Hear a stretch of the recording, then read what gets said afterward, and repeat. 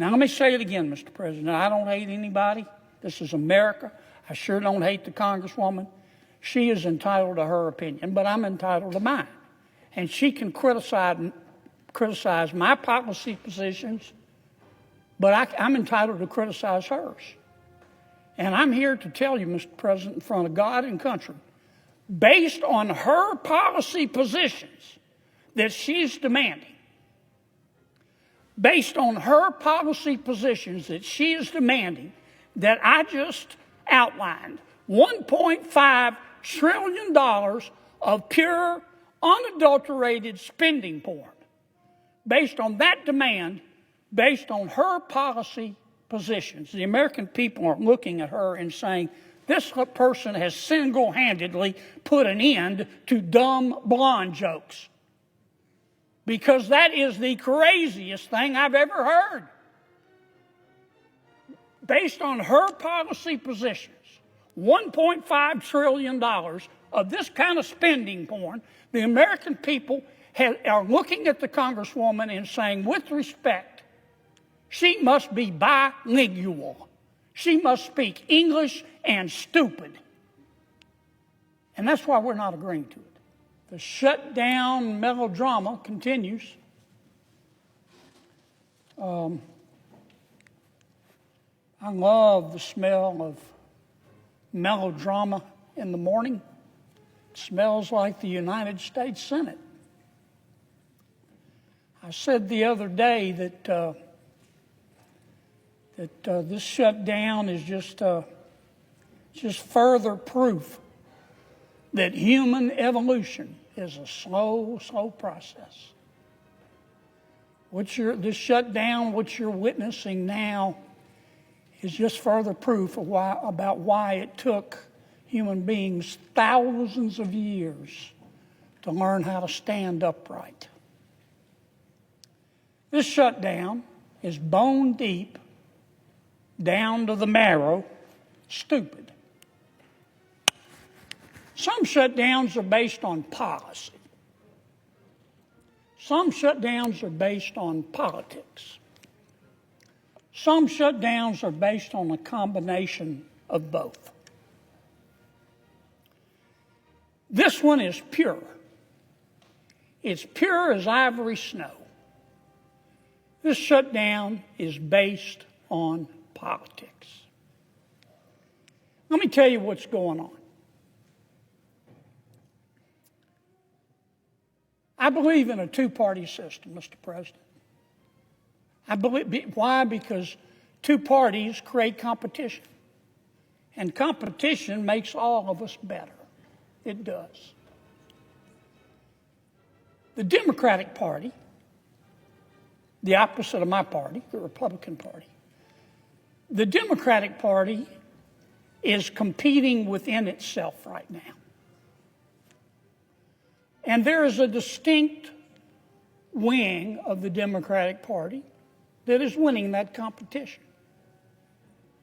If I wanted to use a pejorative expression, I would call it the loon wing of the party. The loon wing of the Democratic Party. Or you might call it the Bolshevik wing of the Democratic Party. I think a more accurate description is to call it the socialist wing of the Democratic Party. I think that's fair. Now, I'm not saying that all of my Democratic friends are socialists. But there's clearly a wing of the Democratic Party that can only be described accurately as the socialist wing of the party. And that party is in ascendancy. That party is in control. Now, my friend Senator Schumer is the leader of the Democrats in the United States Senate. And he, of course, has instructed his colleagues to vote to shut down government. And Senator Schumer has been criticized for that. And I understand. I don't agree with him. I think he made a mistake. But I don't think Senator Schumer is the leader of this effort. I don't. I think Senator Schumer like many of his colleagues, would like to be loved by everybody in the party, and he would like to be loved by the socialist wing of his party. And I do think that's part of what is motivating this shutdown, and that's why I say it's all about politics. But I don't think Senator Schumer is the person in charge, because Senator Schumer is not the leader of the socialist wing of his party. Congresswoman Ocasio-Cortez is. She's running the show. It was no accident the other day the Congresswoman let it slip. She said, if you really want to negotiate an end of this shutdown, come see me. Come see me. And I think any fair-minded person has to look right now and say that the two leading members, the quarterback, the two leading members of the socialist wing of the Democratic Party, the quarterback is Congresswoman Ocasio-Cortez. Now, her substitute is Senator Bernie Sanders. But I think it's the Congresswoman who's calling these shots. Now, Mr. President, I don't hate anybody. I've said that repeatedly, and I mean it. I like all of my colleagues. I look for grace wherever I can find it. When I say my prayers, I do. Every single time I ask God, don't let me hate, because it's hard sometimes. It's hard up here. But I do. I say, God, don't let me hate. And I certainly don't hate Congresswoman Ocasio-Cortez. I want to make that very clear. She has the right to her opinion. She has the right to try to have the socialists take over the Democratic Party. That's the American way. Ironically, I think what she's doing is anti-American, but she has the right as an American to do it, so I don't hate her. But I judge her by her policy. She has her opinion, and I have mine. And I have to judge her candidly by her policy. Here is what the socialist wing of the Democratic Party, led by Congresswoman Ocasio-Cortez, has said to the American people and to the United States Congress and the Republicans in Congress. If you Republicans don't agree to make the federal government $1.5 trillion, not $1 million, not $1 billion, $1.5 trillion bigger, we're going to shut government down. Well, of course we said no. I'm not going to vote for that. My mother didn't raise a fool. And as I've said before, if she did, it was one of my brothers. I'm never going to vote for that. Now, where do I come up with this figure of $1.5 trillion? Well, the first thing that the socialists and Congresswoman Ocasio-Cortez is asking us to do is to repeal the health care reforms in the One Big Beautiful Bill. We just passed them. We just passed them. Here it is, Subtitle B, Health in the One Big Beautiful Bill. Now, we didn't cut Medicaid in the One Big Beautiful Bill. In fact, under our bill, Medicaid is going to increase 2% a year over the next 10 years. Now, what we did by reforming Medicaid, which Congresswoman Ocasio-Cortez wants us to reverse, we cut out the waste and the fraud. For example, we found out that there are, no kidding, I'm not just making this up, we found out that there are 2.8 million people on Medicaid who are double dipping in America. They're either signing up for Medicaid in Louisiana and Mississippi, double dipping, or they're signing up for Medicaid in Louisiana and they're signing up for the Obamacare subsidies. That's called cheating. Our bill would put an end to that. And it would save about $140 billion on 10 years. The socialist wing of the Democratic Party and Congresswoman Ocasio-Cortez want us to reverse that. The second thing we did in our health care reforms in the One Big Beautiful Bill is to say you've got to stop lying when you apply for Medicaid. Under President Obama, we had virtually no eligibility checks. People could walk in and the Medicaid folks would say, how much do you make a year? And they could say $30,000 a year. And they'd say, okay, you qualify. Now, I trust people. I've said it before on this floor. I play cards with my friends all the time. They're friends. I cut the cards anyway. We have found, for example, just in Louisiana, we did a statistical sample of the people on Medicaid in Louisiana. Our auditors found 1,600 people on Medicaid making $100,000 a year or more. That's cheating. So our bill put an end to that. Congresswoman Ocasio-Cortez and the socialist wing of the Democratic Party want us to put it back. They want to let people cheat. What else are the socialists asking for in this $1.5 trillion? Well, they're saying we don't want people who can work to work.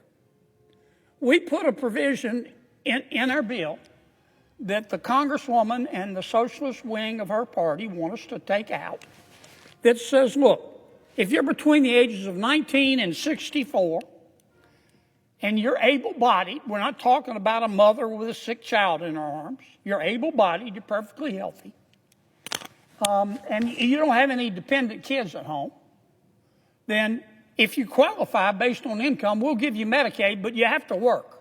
You have to work 20 hours a week or go to school 20 hours a week or do community service 20 hours a week. Because the free enterprise system, jobs, have done more to lift people out of poverty than all the social programs put together. That's what's called a work requirement. What's wrong with that? Those who can't work should work. Our welfare programs were meant to be bridges, not parking lots. Congresswoman Ocasio-Cortez and the socialist wing of her party want us to reverse all of that. What else do they want us to do? Well, they're upset at us over the Affordable Care Act. Now, let me tell you what all this is about with the Affordable Care Act. Under Obamacare, if you are a low-income American, you're entitled to Medicaid. If you are a middle-income American, you have a job, then chances are you get insurance through your employer. Most people do. But if you're in the middle, you make a little more money than the poverty level, but you can't get insurance through your employer, we provide what's called the Obamacare exchanges. So when we talk about the Obamacare subsidies, that's what we're talking about. It's about 24 million people. And it was meant for lower income people. Up until 2019, it was all for low-income people. And then in 2019, without any Republican votes, President Obama said, look, we're in a pandemic. We're going to raise the limit. We're going to say there are no income limits on Obamacare paid for by the taxpayer. We've got 24 million people on Obamacare. When they raised the limits, you can make any amount of money and still get a subsidy. That added about 1.6 million people on Obamacare.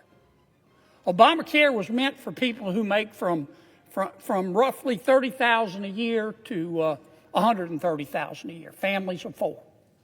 Now, because President Biden raised the cap, we've got people making $600,000 a year, $150,000 a year, families making $200,000 a year, getting subsidies from the American taxpayer.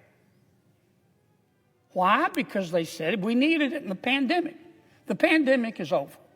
And that's why the Democrats, when they passed the bill, put in a provision that says at the end of this year, those extra subsidies are going to end. Congresswoman Ocasio-Cortez says no. Until you agree to let them continue, to let anybody at any income level get subsidies, we're going to shut government down. That's their third demand. And that is part of the $1.5 trillion. And finally, of course, the Congresswoman is saying we want you to give $500 billion, not $500,000, not $500 million, $500 billion. We want you to give $500 billion to the Corporation for Public Broadcasting because we like what they say. Well, we just eliminated money for all forms of media in the Affordable Care Act. Now, those are the demands. Those are the demands. I'll mention one more. Congresswoman Ocasio-Cortez got very, very upset, as did the socialist wing of her party, when the president sent over what's called a rescission package. Basically, President Trump just said, we want you to take some stuff out of the budget that we think is wasteful. And we did. And that upset the Congresswoman. She's entitled to be upset if she wants to.